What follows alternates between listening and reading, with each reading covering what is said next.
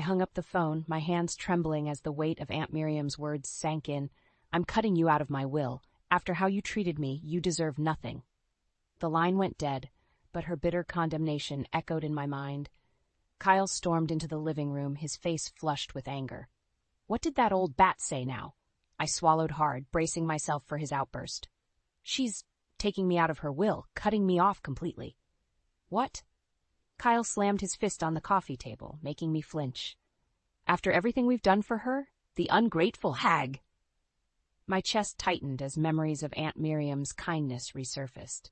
She had been more of a mother to me than my own parents, taking me in after their tragic deaths. Her home became my sanctuary, her love a constant in my turbulent childhood. But that love had twisted into resentment over the years, poisoned by Kyle's relentless demands for money and favors. I had gone along, too weak to stand up to him and his overbearing parents. This is your fault, Kyle spat, his eyes blazing with accusation. You never stood up for us, never fought for what's ours. Shame washed over me as I recalled the countless times I had enabled his greed, sacrificing my bond with Aunt Miriam for his empty promises of a lavish inheritance. I had been a coward, too afraid to defy him and lose the illusion of wealth he dangled before me. We're not going to take this lying down, Kyle snarled, his voice laced with determination. That money is rightfully ours, and we're going to get it back, one way or another. As he stormed out, I sank onto the couch, my mind racing with memories of Aunt Miriam's unwavering love and support. How had I let it come to this? How had I allowed myself to become so consumed by greed and selfishness, betraying the woman who had given me everything? The weight of my guilt was suffocating, but deep down I knew the truth.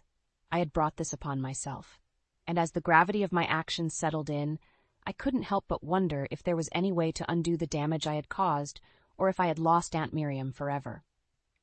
The apartment felt suffocating, the weight of Aunt Miriam's rejection pressing down on me. I needed air, an escape from Kyle's seething rage and the memories that taunted me. Grabbing my coat, I slipped out, the crisp night offering a fleeting reprieve. As I wandered aimlessly, flashes of my childhood flickered through my mind. The night Dad didn't come home from work, Mom's anguished sobs as the police delivered the tragic news. The deafening silence that followed, an emptiness no 9-year-old should ever have to endure. Then Aunt Miriam's warm embrace, her gentle voice soothing my fears. You're safe now, sweetheart. I'm here for you. She had been my lifeline, my anchor in the storm that threatened to sweep me away. Her modest home became a sanctuary, filled with the love and stability I had so desperately craved. But even then, the seeds of greed had taken root, planted by Kyle's manipulative parents. That old lady's loaded, they would sneer. Just you wait, Trina. One day, that fortune will be yours. Foolishly, I had let their poisonous words take hold, blinding me to Miriam's unconditional love. And as the years passed, Kyle's demands grew more insistent, his parents' influence more toxic. She owes us, he would snarl, his eyes glinting with avarice. After everything we've done for her, sacrificing our own lives to take care of that ungrateful hag. I knew it was a lie, a twisted justification for his greed. But I was too weak, too afraid to stand up to him, to risk losing the illusion of wealth he dangled before me like a carrot on a string. Trina, darling, Aunt Miriam would plead, her eyes brimming with hurt.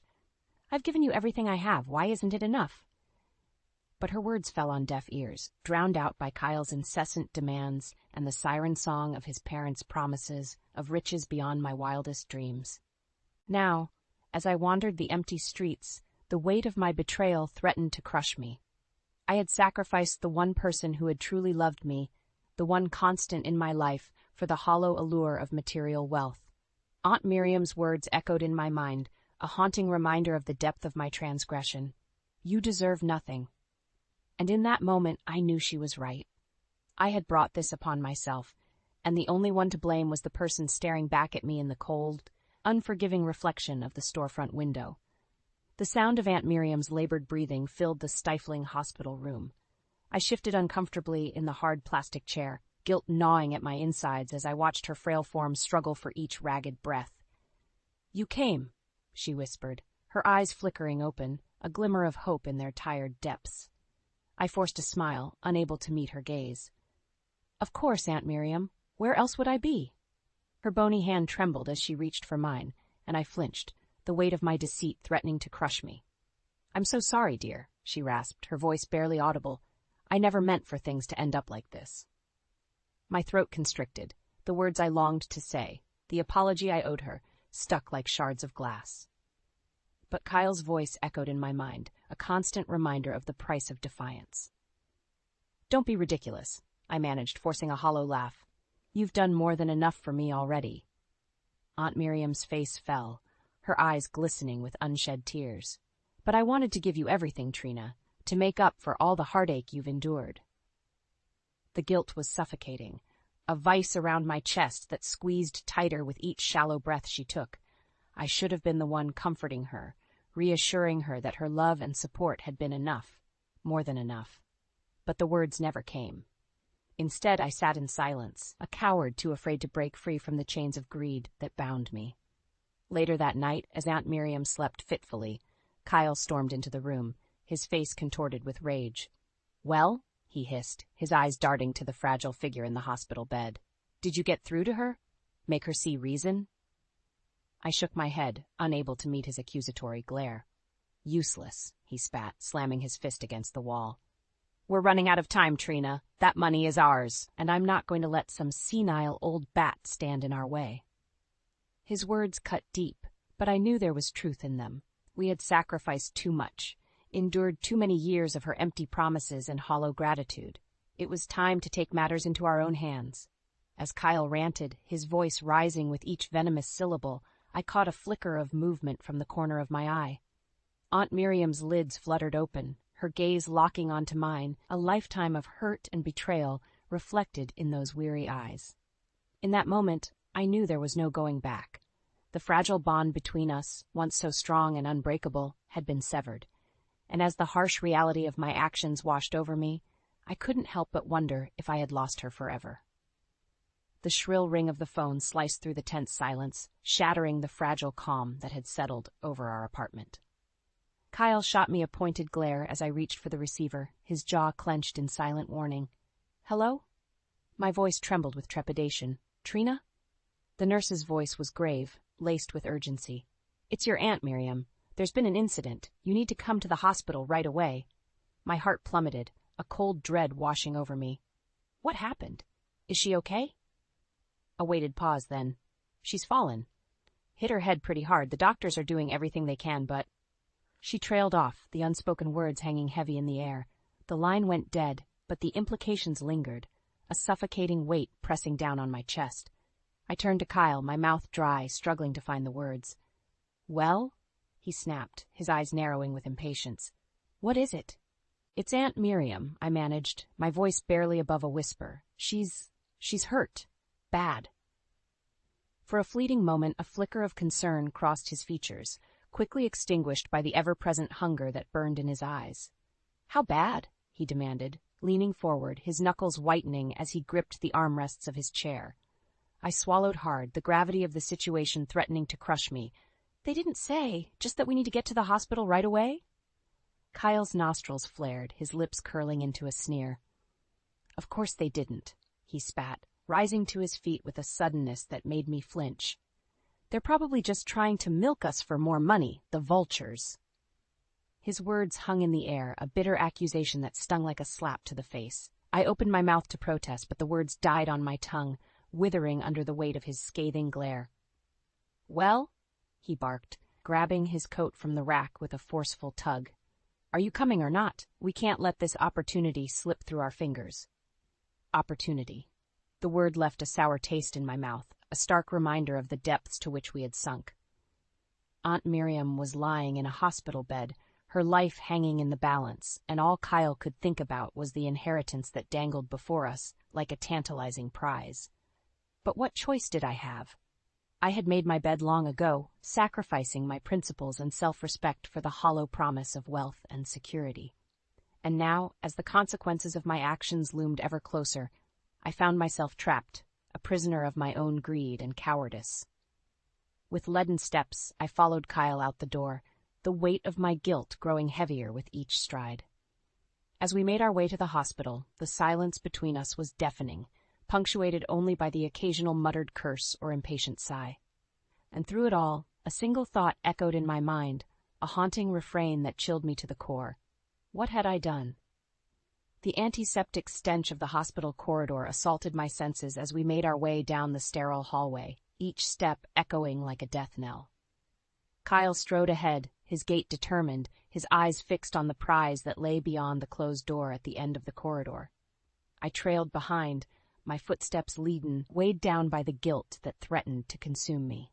Aunt Miriam's fragile form flashed before my eyes, a haunting reminder of the depths to which I had sunk in my pursuit of her wealth. As we neared the room, the muffled sounds of voices drifted through the door. Nurses and doctors, their tones hushed and grave. A knot twisted in my stomach, but Kyle pressed on, undeterred. Without preamble, he flung open the door, the hinges protesting with a shrill creak. All eyes turned towards us, a dozen faces etched with shock and disapproval. "Well?" Kyle barked, his gaze sweeping the room with a callous indifference. "What are you all gawking at? Where is she?" A nurse stepped forward, her expression a mixture of pity and thinly veiled disdain. "Mrs. Winslow is resting," she said, her voice clipped. "She's been through quite an ordeal and needs her rest." Kyle scoffed, brushing past her with a dismissive wave of his hand. "Resting? She'll have plenty of time for that once we get her affairs in order." My heart hammered in my chest as he approached the bed, his shadow looming over Aunt Miriam's frail form. She looked so small, so vulnerable, her face pale and drawn, marred by a vivid purple bruise that bloomed across her forehead. "Aunt Miriam," Kyle crooned, his tone sickly sweet.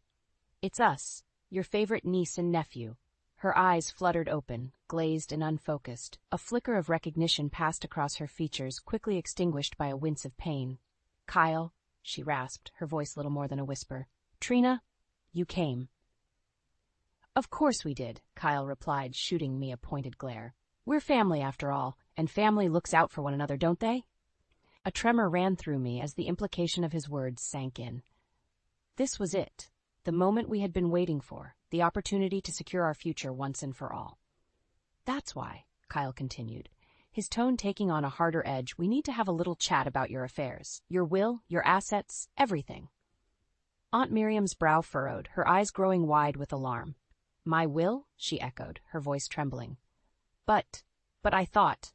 "You thought what?" Kyle snapped, his veneer of concern cracking like a brittle mask. "That we'd just let you squander everything you've worked for? That we'd stand idly by while you frittered it all away on frivolous nonsense?" His words hung in the air, a damning accusation that cut straight to the bone. I wanted to protest, to defend Aunt Miriam's honor, but the words stuck in my throat, choked by the weight of my own complicity. As Kyle raged on, his voice rising to a fever pitch, I caught sight of the nurse hovering nearby, her expression a mixture of horror and disgust. In that moment, I knew we had crossed a line, one from which there was no turning back. And as the harsh reality of our actions washed over me, I couldn't help but wonder if we had finally gone too far, if the price of our greed was too steep, even for us. The crisp autumn air did little to soothe the burning ache in my chest as I made my way up the familiar path to Aunt Miriam's home. Each step felt heavier than the last, weighed down by the burden of shame and regret that had become my constant companion. As the stately manor came into view, memories assailed me, happy times spent in its warmth and comfort before greed had poisoned everything. I could almost hear the echoes of Aunt Miriam's laughter, the gentle melodies she would hum as she tended to her beloved garden. But those days were gone, lost to the relentless march of time and our own selfish desires. The door swung open before I could raise my hand to knock, and there she stood, Aunt Miriam, her once vibrant eyes now dulled by a mix of sorrow and resignation. "Trina," she said, her voice little more than a hoarse whisper, "I've been expecting you." I opened my mouth, but no words came. What could I possibly say to undo the hurt, the betrayal we had inflicted upon her? "Come in," she sighed, turning and disappearing into the dimly lit interior. I followed, each step feeling like a descent into the depths of my own personal hell. The once inviting foyer was now a mausoleum, the air thick with the weight of shattered dreams and broken promises. Aunt Miriam sank into her favorite armchair, her movements slow and labored, a stark contrast to the vibrant woman I remembered. She gestured for me to sit, her gaze unwavering, piercing straight through to my soul. "I know why you're here," she said, her voice barely audible above the ticking of the grandfather clock. "You want to know about the will." My heart hammered in my chest, the familiar ache of greed and longing stirring within me. This was it, the moment we had been waiting for, the opportunity to secure our future once and for all. But as I opened my mouth to speak, Aunt Miriam raised a trembling hand, silencing me before the words could leave my lips. "Don't bother," she said, her eyes hardening with a resolve I had never seen before. "I've made my decision, and nothing you or that wretched husband of yours can say will change it." A chill ran down my spine, her words cutting deeper than any knife. This was no idle threat. I could see it in the set of her jaw, the steely determination that burned in her gaze. "You're cutting us out?" I managed, my voice little more than a strangled whisper. Aunt Miriam's lips curved into a humorless smile, a bitter twist of the knife. "Cutting you out?" she echoed, her tone laced with a mix of pity and contempt. "My dear, you cut yourselves out long ago, the moment you decided that money and possessions were more important than family, than love." Her words hit me like a physical blow, knocking the wind from my lungs and leaving me gasping for air. I wanted to protest, to defend our actions, but deep down, I knew she was right. We had brought this upon ourselves, sacrificing everything that truly mattered for the hollow allure of wealth and status. As the weight of her condemnation settled over me, I felt the last vestiges of hope slip away, replaced by a cold, bitter resignation. We had played the game, and we had lost. Spectacularly, irrevocably. And as I looked into Aunt Miriam's eyes, I saw not anger or hatred, but a profound sadness, a mourning for the family we had once been, and the love we had so carelessly squandered. In that moment, I knew there was no going back, no undoing the damage we had wrought. The only path left was forward, into the desolate wasteland of our own making. The deafening silence that hung over our apartment was suffocating, broken only by the occasional muffled sob or the clink of a glass against the coffee table. Kyle sat hunched in his chair, his eyes glazed and unfocused, a half-empty tumbler of amber liquid clutched in his trembling hand. "This can't be happening," he muttered, his words slurred and thick. "Not after everything we've sacrificed." I said nothing, my own grief and shame rendering me mute. Aunt Miriam's words echoed in my mind, a damning refrain that played on an endless loop. "You cut yourselves out long ago." How had it come to this? How had our relentless pursuit of wealth and status twisted us into the very monsters we had sworn never to become?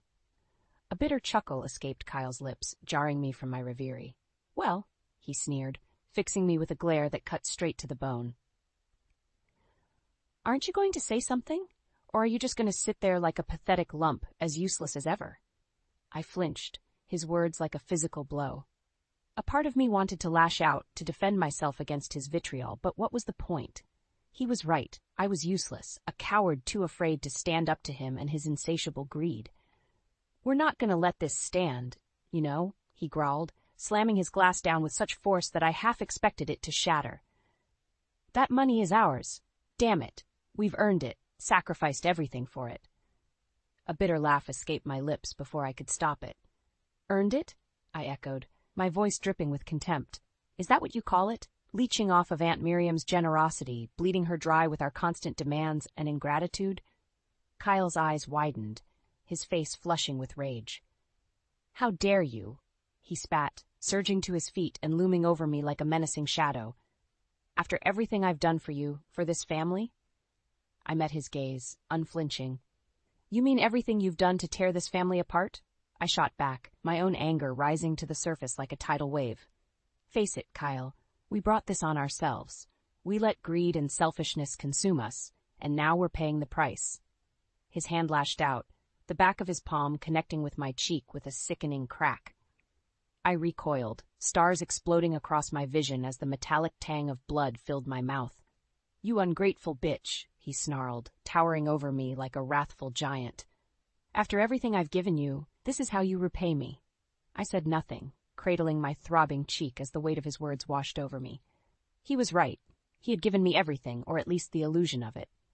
A life of comfort and luxury, dangled before me like a carrot on a string, always just out of reach. And in my desperation to grasp it, I had sacrificed the one thing that truly mattered: my integrity, my soul. As Kyle raged on, his voice rising to a fever pitch, I felt something within me shift, a profound weariness settling over me like a shroud. I was done, finished with the lies and the endless cycle of greed and recrimination. Slowly, I rose to my feet, my movements steady and resolute. Kyle fell silent, his eyes narrowing with suspicion as I met his gaze, unflinching. "It's over, Kyle," I said, my voice low but laced with a steely determination. "No more begging, no more pleading. We made our bed, and now we have to lie in it."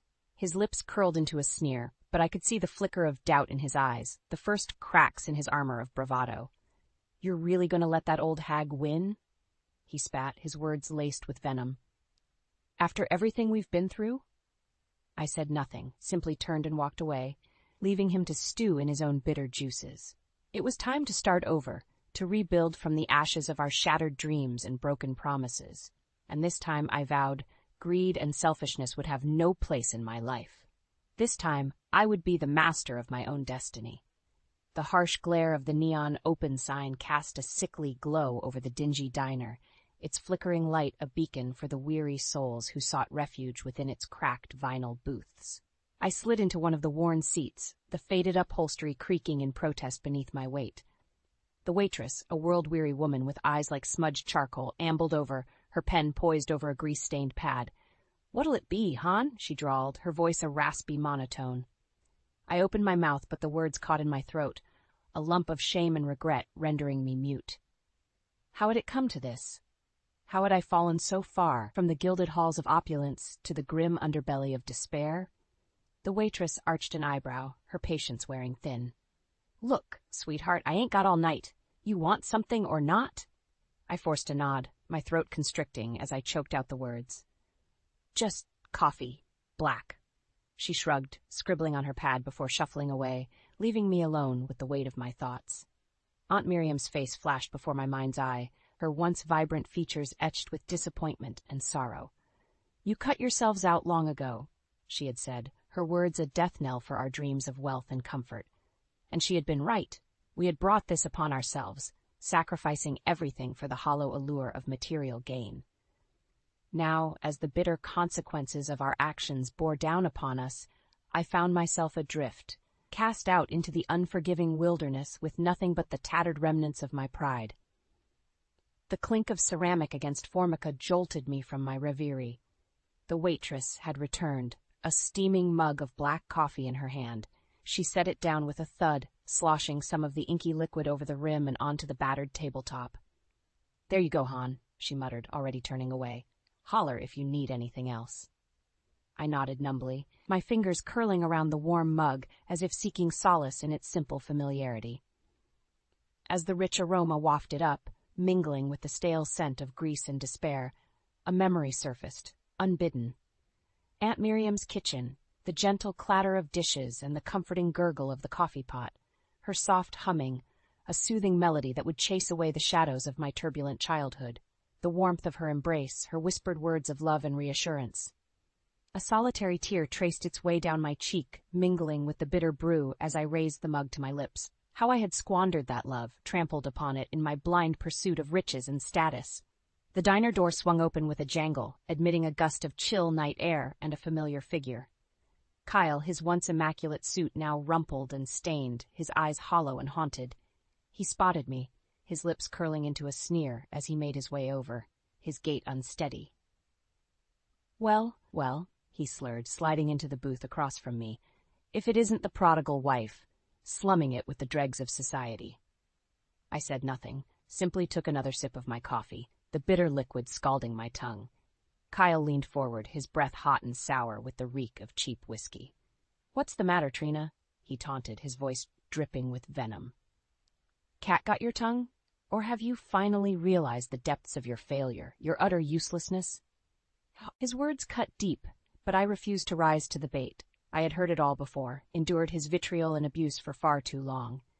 "You know," he continued, his eyes glinting with malice, "we could have had it all. Everything we ever wanted, everything we deserved. But you just had to go and ruin it, didn't you?" I met his gaze, unflinching. I ruined it? I echoed, my voice low but laced with steel. Or did we ruin it together with our greed and selfishness? Kyle recoiled as if struck, his bravado faltering for the briefest of moments. But the mask quickly slipped back into place, his features twisting into a sneer of contempt. "Don't try to pin this on me, you pathetic excuse for a wife," he spat, his words laced with venom. "This is all on you, and you know it." I shook my head, a weary sigh escaping my lips. "Keep telling yourself that, Kyle, but we both know the truth. We did this to ourselves, and now we're paying the price."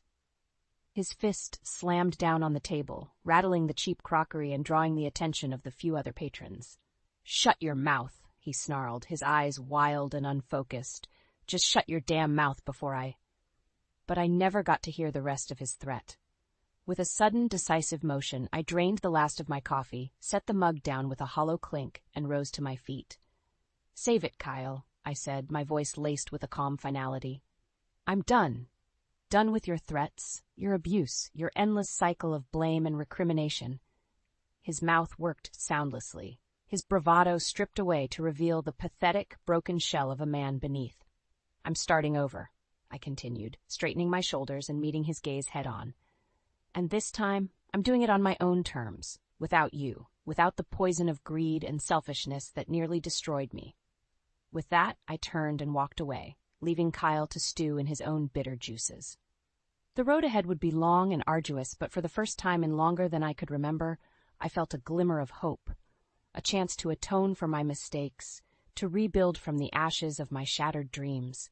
And this time, I vowed, I would do it right.